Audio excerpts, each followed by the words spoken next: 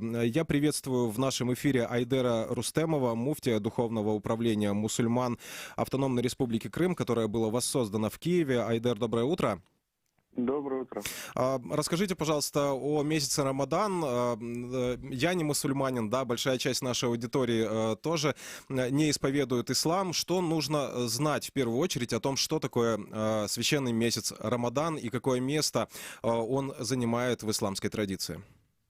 Рамадан — это месяц поста, месяц Корана, месяц щедрости, месяц духовного очищения. Пост — это обязательный столб в исламе. Каждый мусульманин должен поститься раз в год в месяц Рамадан. Не постятся исключительно те, у кого есть на это весомые причины. В частности, те, кто болен, не постятся. Беременные, кормящие могут не поститься по рекомендации решения врача. Не постятся те, которые в пути. В общем, те, у кого есть весомые причины, они не постятся. Но эта категория людей, они обязаны, естественно, возместить пропущенные дни тогда, когда у них появится на то возможность. Как проходит сам пост? Что нужно понимать, тем людям, да, я, допустим, не принадлежу, да, к исламской вере, но что, например, мне нужно понимать, когда, например, мой друг мусульманин, я знаю о том, что у него пост, но, например, да, нельзя ему есть днем, да, я так понимаю, и воды предлагать днем также не стоит. Расскажите об этом. Да, пост, исламский пост — это воздержание от еды, питья, интимной близости от зари до полного заката солнца на горизонте. То есть вот чисто с точки зрения формы он это представляет. Ну, естественно же, конечно же, пост предполагает отказ от всего дурного, от греховного, от нечестивого. В частности, по этому поводу пророк Мухаммад мир ему говорил: тот, кто не оставил лжесвидетельства, не оставил невежественных поступков, в отношении этого человека у Всевышнего нет необходимости, чтобы он оставлял свою еду и питье. Мы говорим о месяце Рамадан вот в 2021 году, и говорим мы это на фоне всемирной пандемии коронавируса, которая очень сильно меняет нашу жизнь. И хотелось бы спросить, может быть, есть у вас какие-то рекомендации, да, в связи с пандемией, может быть, есть какие-то рекомендации во время вот как раз священного месяца Рамадан?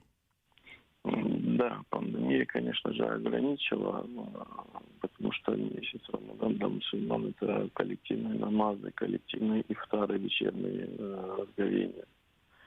Поэтому мы не рекомендуем проводить массовые коллективные ифтары в этом году, воздержаться от всего этого.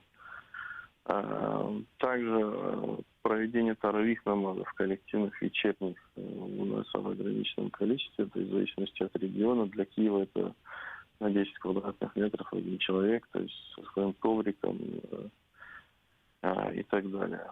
То есть это необходимо все учитывать, конечно. Спасибо вам за беседу. Напомню, что с нами на связи был Айдер Рустемов, муфтий Духовного управления мусульман Крыма, которая была воссоздана в Киеве. Мы продолжаем наш эфир, и здесь у нас аудитория интересуется, почему не звучит в нашем эфире мнение и комментарии от подконтрольного России Духовного управления мусульман Крыма. Но перед этим эфиром мы писали в Духовное управление мусульман Крыма, которое действует на территории Крымского полуострова, временно аннексированного. Не ответили там, к сожалению, на наше приглашение принять участие в эфире. Тем не менее, пользуясь тем, что эфир этот идет, и наши радиослушатели спрашивают об этом, мы еще раз приглашаем представителей подконтрольного России Духовного управления мусульман Крыма также принять участие в нашем эфире, поговорить об этом и ответить на вопросы, которые, возможно, будут звучать в течение нашего эфира, потому что переходим мы к обсуждению довольно сложного аспекта, да, той темы, которую мы сегодня обсуждаем, обсуждаем священный месяц Рамадан. Как вот в этот месяц удается ли соблюдать все необходимые обряды, удается ли соблюдать пост тем мусульманам Крыма, которые находятся сейчас в местах заключения по политически мотивированным обвинениям? Вот об этом мы начнем разговор с Исмаилом Рамазановым, бывшим заключенным. Да, он содержался в Симферопольском СИЗО по политическим мотивированным обвинениям. Исмаил Рамазанов с нами на связи по телефону. Доброе утро. Доброе утро. Исмаил, расскажите о том, как это в 2018 году, насколько я помню, вы попали в Симферопольское СИЗО. Вот расскажите о том, получается ли тем мусульманам, которые соблюдают все необходимые обряды и традиции, их, собственно, соблюдать. Да, вы правы. Это было в 2018 году. Меня в начале 2018 года лишили свободы. И до 14 июля месяца того же 2018 года я находился в Симферопольском СИЗО. Да, и я успел, так скажем, попасть в тот священный месяц Рамадан. Был такой горький опыт соблюдения поста в местах лишения свободы. Если очень так вкратце сказать, даже в условиях неволи лучшие сыны наших народов сейчас постятся. Это один из обязательных столпов ислама, один из 5 столпов ислама, пост. И вы знаете, на удивление, в Симферопольском СИЗО, благодаря тому, что мы очень сплоченные, даже несмотря на то, что ребята были в неволе, мы поддерживали, пытались передать для ифтаров, то есть для того, чтобы вечером опять начать есть, пытались передать друг другу какие-то вкусности, которые нам передали наши родители, наши родственники со свободы. И, к сожалению, я обратил внимание, что в Симферопольском СИЗО, как и в многих колониях и СИЗО того же Ростова, по информации наших политзаключенных, нет условий, в принципе нет условий соблюдения столпов ислама. То есть это и молитва, нет комнат молильных, нет мечетей, даже элементарно нарушается рацион, обязательный рацион, дозволенное халяльное мясо. То есть этого всего, к сожалению, в России нет. Тем самым повсеместно нарушаются права политзаключенных. Вы пытались как-то обращаться к администрации Симферопольского СИЗО по этой проблеме, ну и других мест заключения, вот где сталкивались вы уже как волонтер, да, с этой проблемой? Да, конечно же. Каждый из ребят писали. Когда так называемые суды проводились, да, даже в эти дни, то есть нас вывозили в так называемые суды, где мы, в принципе, тоже не могли так с легкостью пропаститься. То есть это несколько часовые перевозки, да, это несколько часовые нахождения в так называемых стаканах, где, в принципе, не то чтобы нормально можно как бы сидеть. Там мы с трудностью даже сидеть можно было, да. И часто я просил просто в зале суда помолиться. Когда наступал час молитвы, то есть в зале суда просто стелил коврик, либо без коврика стелил верхнюю одежду на пол и там молился. Тем самым, опять же, конечно же, нарушались права на свободное вероисповедание.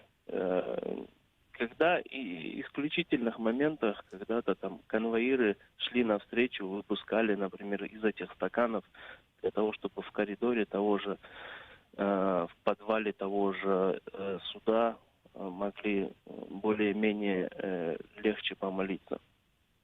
Но часто они просто говорят, не разрешено, запрещено. Возможно, чтобы было понятнее нашей аудитории, насколько сильной проблемой это является для верующего человека, который старается соблюдать все каноны и предписания ислама? Это один из обязательных, это один из 5 столпов.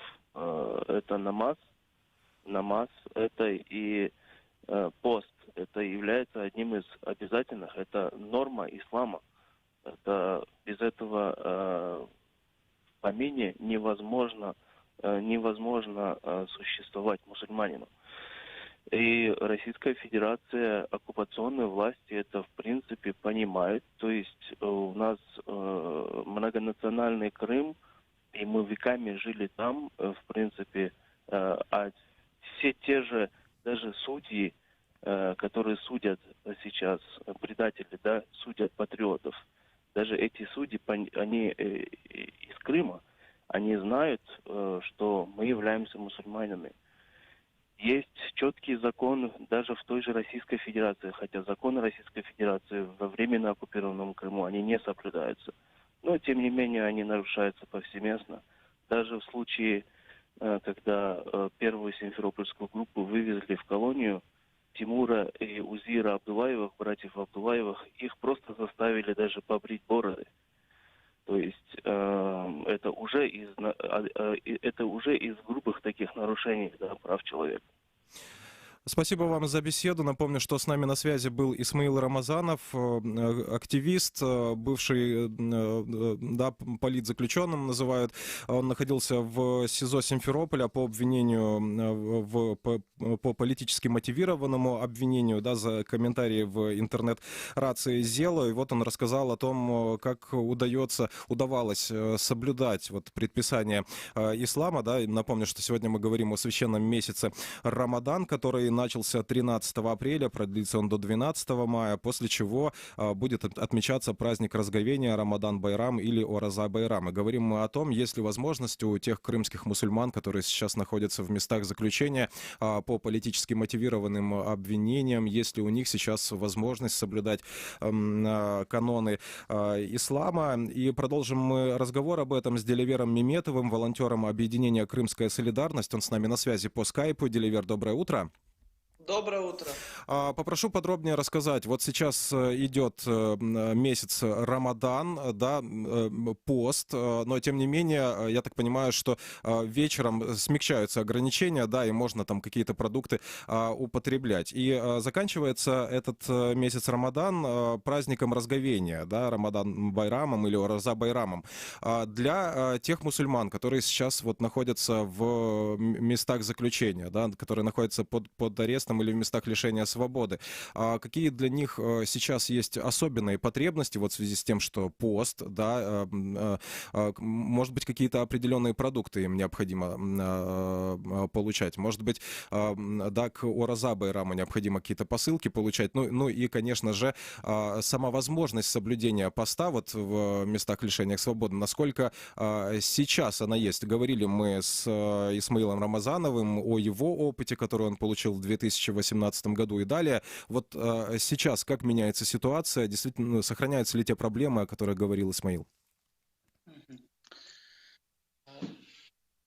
Ну, в первую очередь хотел бы поздравить всех мусульман с наступлением великого благословенного месяца Рамадан, месяца милости, щедрости, прощения и награды от Всевышнего Аллаха. Я бы хотел бы свой ответ на ваш вопрос разделить на две части. Во-первых, расскажу о том положении, которое, так скажем, продолжу то, что говорил Исмаил, о том положении, которое сегодня в котором находятся сегодня политические заключенные, крымские татары, мусульмане, в изоляторах следственных, как на территории Крыма, так и за ее пределами, а также в колониях. Но нужно понимать, да, что действительно, как вы и сказали, в месяц Рамадан все мусульмане обязаны держать пост. Это является обязательным для каждого мусульманина. Естественно, также есть и ограничения, которые регламентированы, да, исламом.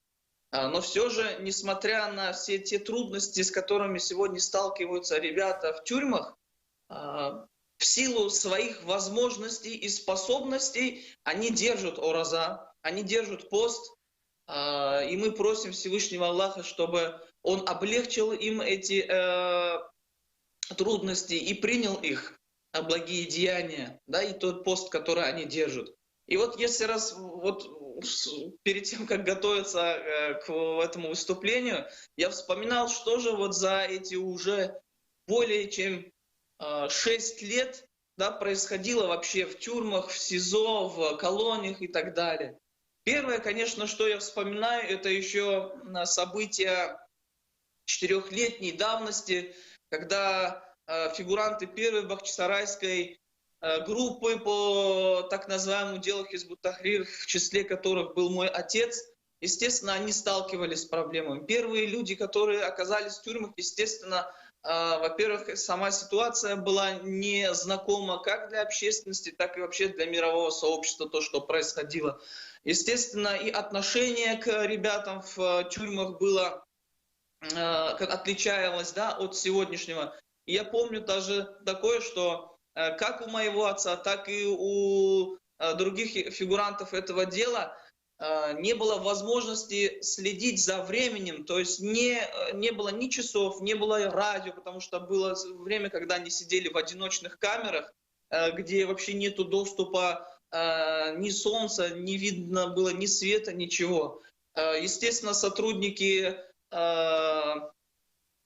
изоляторов и так далее, они тоже даст свою определенную, как это правильно сказать, да, нехорошее отношение даже в том плане, что не говорили который час, да, на тот момент, когда ребята спрашивали. Естественно, все они пытались как-то либо по звукам, да, там, как вот отец рассказывает, да, там по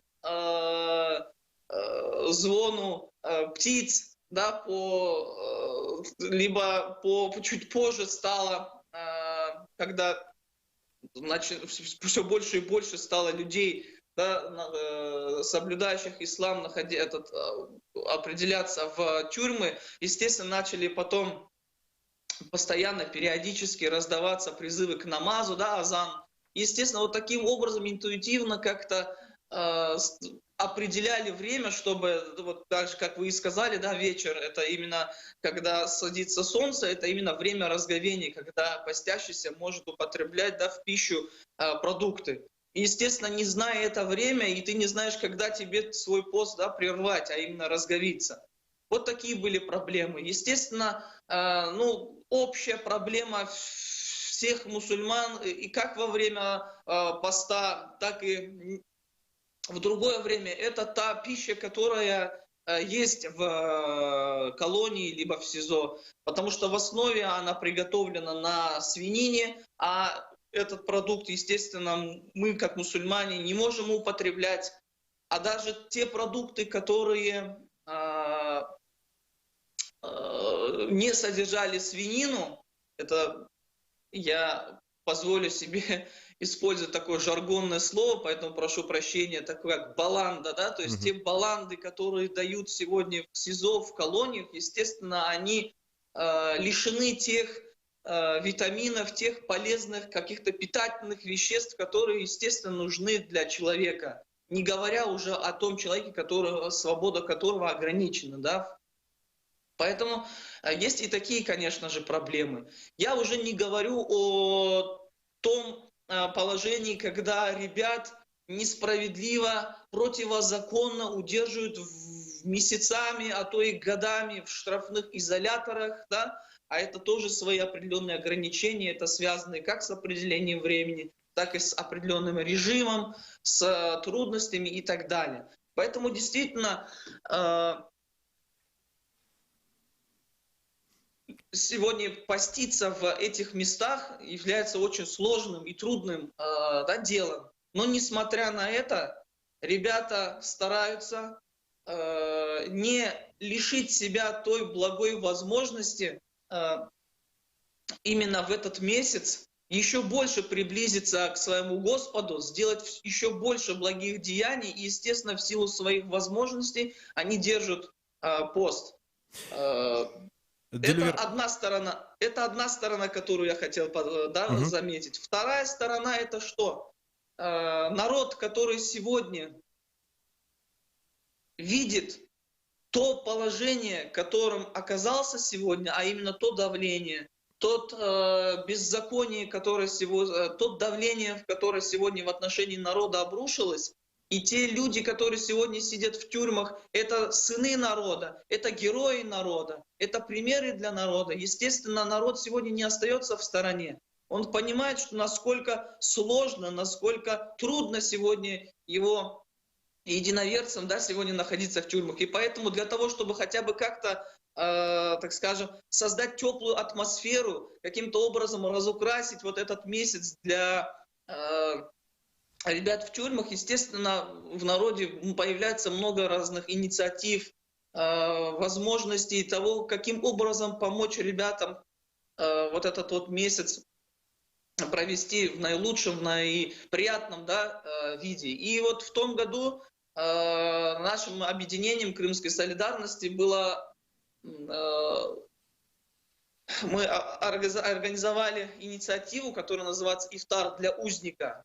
И именно эта инициатива заключалась в том, что каждый, любой небезразличный человек мог осуществить определенную посылку, отправить посылку в места заключения для любого политзаключенного, для того, чтобы ему отправить несколько товаров. И были несколько вариантов того, как это можно сделать. И вот если вы посмотрите на наши страницы в Facebook Крымской солидарности, либо на YouTube-канале, там есть видео, в котором координатор, модератор встреч Крымской солидарности Эрвер Чолачек, он подробно, пошагово рассказал то, как можно отправить посылку двумя путями. Либо это можно сделать через сайт в СИН покупки, когда полностью ты оформляешь заказ, выбираешь те продукты, которые также он на этом видео указал, которые лучше всего. Это не должны быть скоропортящиеся продукты.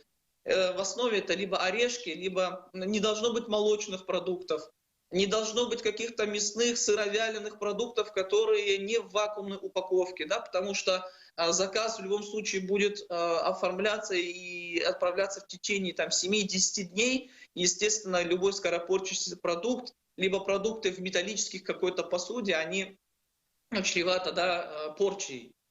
Либо второй вариант того, как это можно отправить, это пойти купить те соответствующие продукты, которые также указаны у нас на странице, и оформить посылку, и посылку отправить почтой, которая тоже будет доходить в течение 10 и более дней.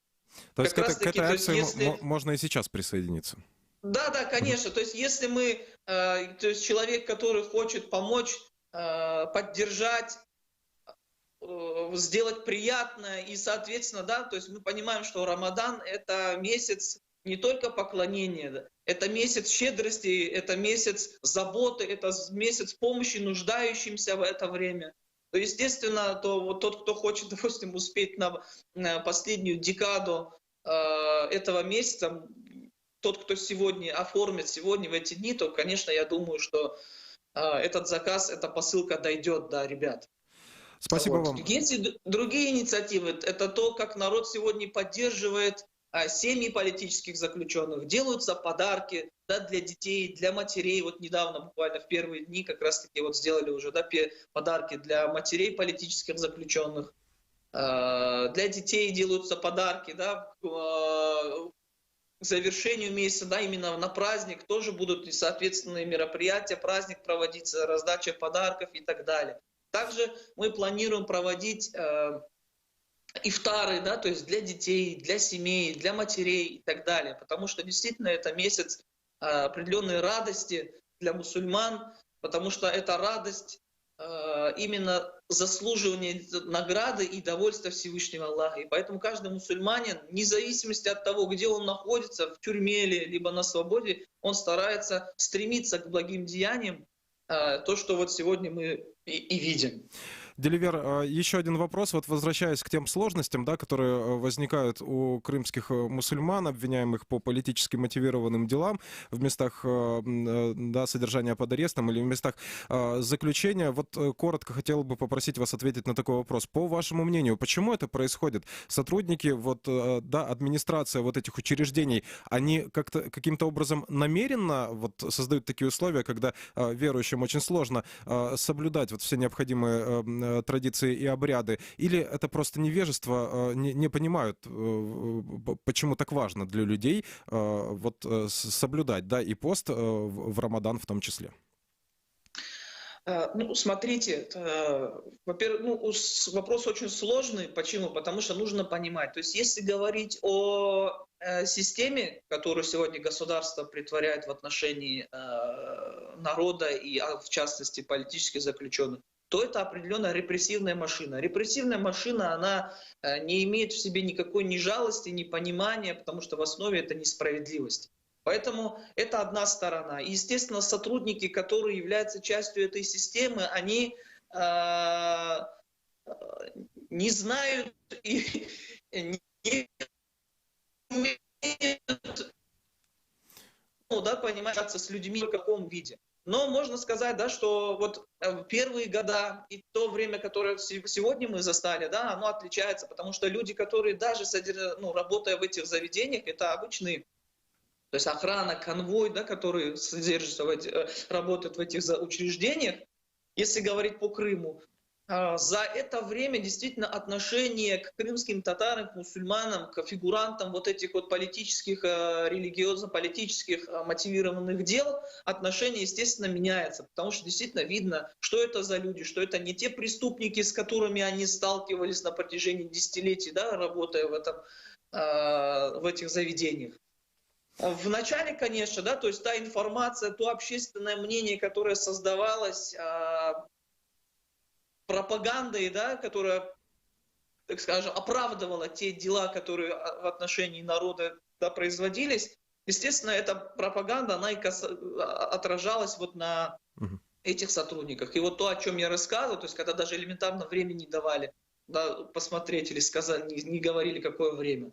Сейчас же, конечно, ситуация в Крыму немножко проще, да, легче. Говоря же о других колониях, то сейчас во-первых, нужно понимать, да, что этап производится в разные регионы России, да, естественно, отношения только-только сейчас налаживается, да, то есть отношения, информация, да, та, которая относительно этих людей, да, она доходит очень медленно, поэтому, естественно, это связано и с невежеством, то есть непониманием того, кто это, что это за люди, за что они сидят, потому что если попал в тюрьму, в понимании, в сознании этого, так скажем, конвоира, либо начальника, либо администрации, значит, он виноват, значит, он нарушил какой-то закон. То есть эти люди, они не способны понять то, что само их содержание – это уже нарушение закона, даже национального, да, российского.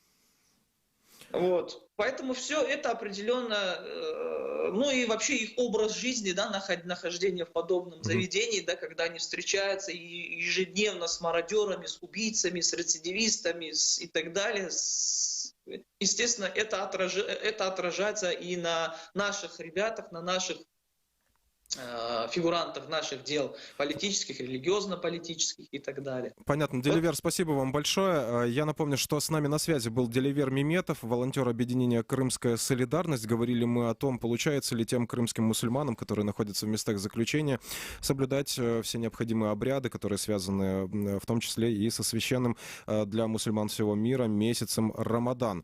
Ну что же, продолжим мы наш разговор с Михаилом Якубовичем, кандидатом исторических наук, украинским востоковедом, переводчиком, исследователем доктринальной и философской мысли исламского мира. Михаил, доброе утро. Доброе утро.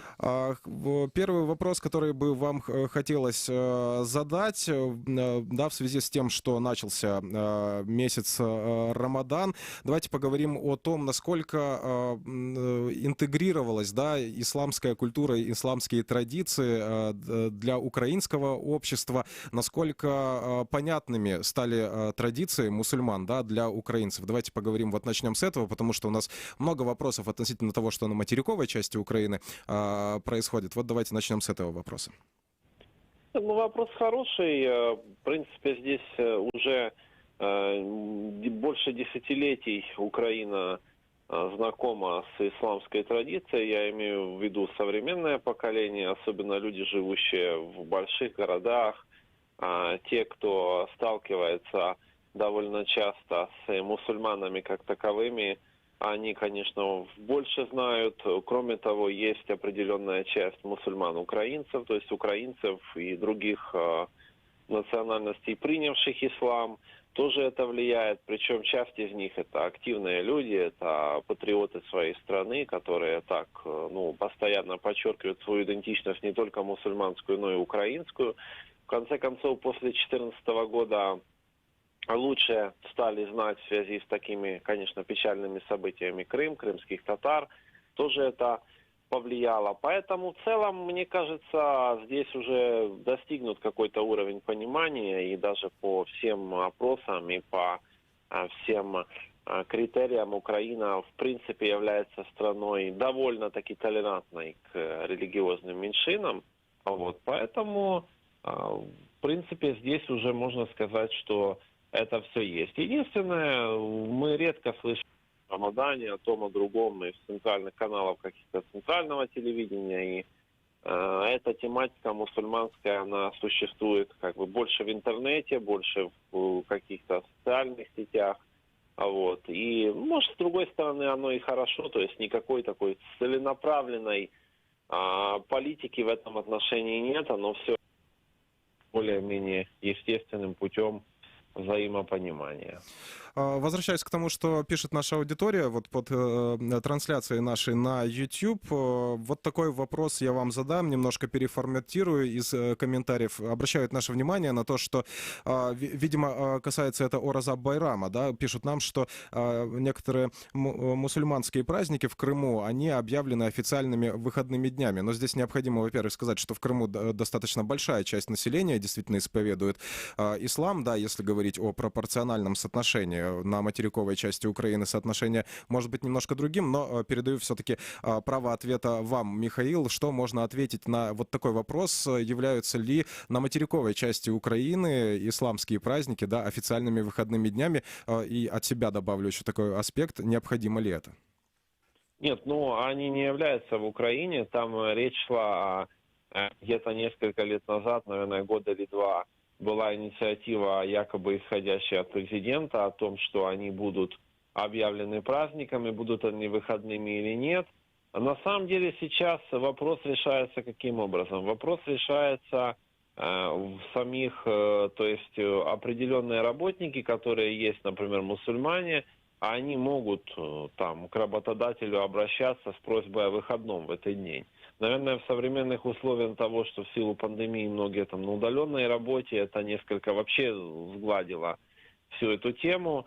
А так, вряд ли в Украине, мне кажется, в обозримом будущем оба больших мусульманских праздников, в крымско-татарском, скажем, прощении Ураза Байрам и Курбан Байрам, они будут объявлены выходными. И сразу возникает вопрос, а что будут делать все остальные? Если это будут праздники, скажем, нескольких сотен тысяч украинцев, а остальные миллионы что будут делать в этот день, как его отмечать или праздновать, или и так далее. Просто исторически оно сложилась, конечно, христианская традиция, но я смотрю, что секуляризация, она дает свое, и даже уже религиозные праздники христианские, они многими так не воспринимаются, как раньше. Поэтому здесь определенный маневр для действия, то есть возможность у человека достойно встретить этот праздник на материковой Украине, мне кажется, она обеспечена в целом. Спасибо вам за комментарий. Напомню, что с нами на связи был Михаил Якубович, кандидат исторических наук, украинский востоковед, переводчик, исследователь философской мысли исламского мира. Говорили мы о священном месяце Рамадан, который, я напомню, начался 13 апреля, продлится он до 12 мая, после чего начнется праздник разговения Рамадан Байрам или Ораза Байрам. Если вам есть что добавить к этому разговору, если вы хотите, чтобы мы рассказали о каких-то других традициях традициях крымских народов. Вы можете писать нам на электронную почту, можете звонить нам по телефону 8 800 10 06 926, даже когда мы не в прямом эфире. Вы дозвонитесь по этому номеру, сработает автоответчик. Ваше сообщение мы обязательно послушаем и свяжемся с вами. Поэтому просьба большая оставлять еще и свои контактные данные. Ну что же, мы переходим к следующей теме нашей программы.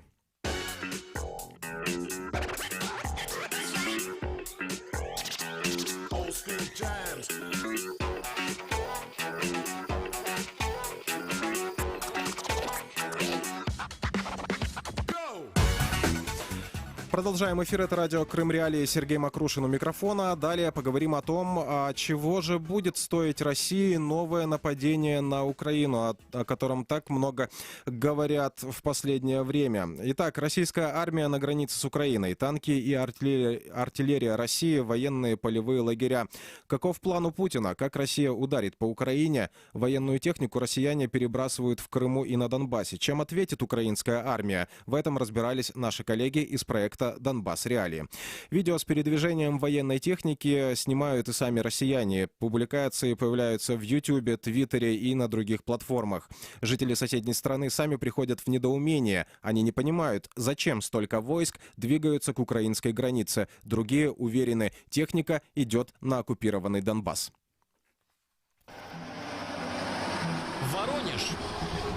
Что происходит в Масловке, непонятно. Много военных машин. Все поле километра 3-4 длиной, стоит все поле в технике. На Украине, видать, все-таки будет что-то, какое-то обострение. Ростовская область. Ого, какая колонна! Техника прет. Танки везут. Куда везут? Это Щепкино. Мы едем в Ростовчик. Да, куда-то едут танки. Война. Краснодарский край. Сколько броневиков, техники в ЕС приехало. Крым. Эшелоны с техникой на железной дороге и военные колонны на автотрассах. Все это есть на множестве видеозаписей случайных людей. Их вы можете посмотреть и в видеоматериале проекта «Донбасс Реалии». Российские войска едут к украинской границе. Основатель расследовательской группы «Конфликт Intelligence Team» Руслан Левиев рассказывает, что такой масштабной переброски войск не видели давно.